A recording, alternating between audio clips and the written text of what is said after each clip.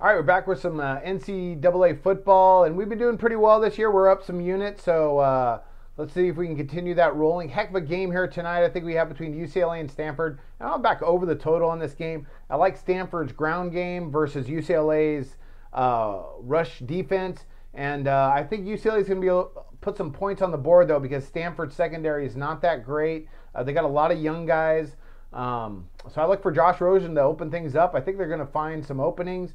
It's going to be a good game. I think Stanford's going to win, but I like for over the total here of 54. Let's go ahead and let's start breaking this down. Odds makers did come out with that number. 54 is where it's at.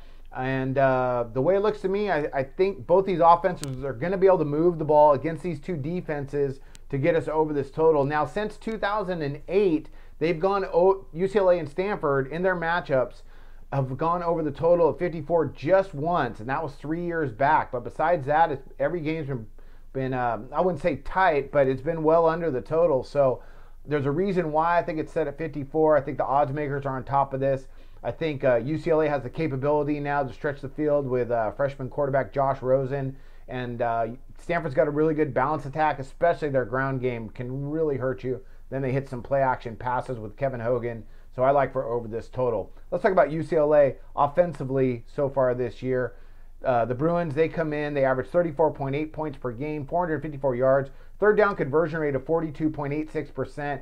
Now, they have a good balance attack. They do run the ball a little bit more than they pass, but this game, I think in order for them to score against Stanford, they're going to have to put the ball in the air. Stanford's got a decent rushing defense, and UCLA's rushing offense it's okay.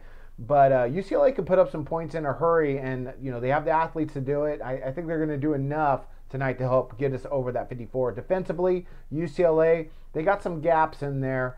On this year, they're allowing 22 points per game, 382 yards per game, and a third down conversion rate of 37.21%. So pretty good on third downs defensively. Their rushing defense, though, is not good as they allow over 200 yards per game. I expect Stanford to exploit that and put the ball on the ground. I think they're going to get a lot of yards, big chunks of yards is what I'm trying to say on the ground. I think UCLA is going to have some trouble, and then Stanford's going to hit them with play action. I look for Stanford to score quite a few points against this Bruin defense. They're not that special. They're not that good. They've done okay, but they haven't really faced a lot. When you look at the matchups they've had, it hasn't been that much.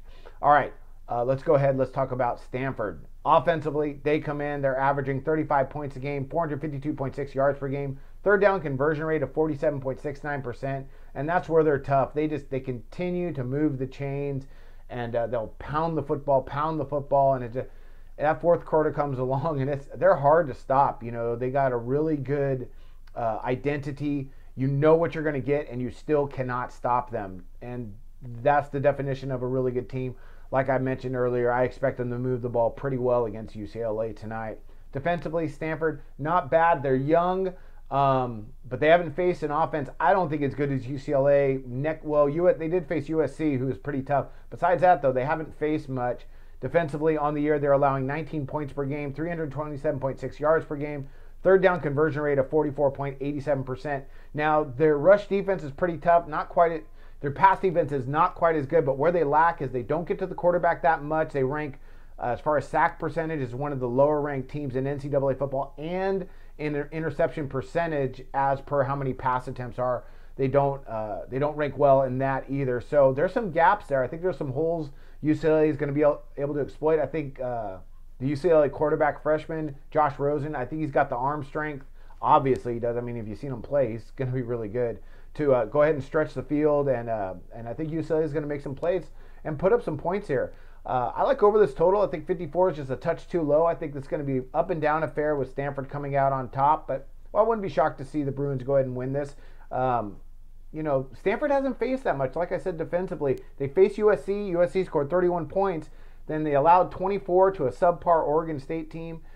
They held Arizona only to 17, but that was without their starting quarterback. So I like for over this total here. I think we're going to see some good offensive fireworks tonight. Should be a fun one in Palo Alto, and I wish you guys luck on all your college football picks.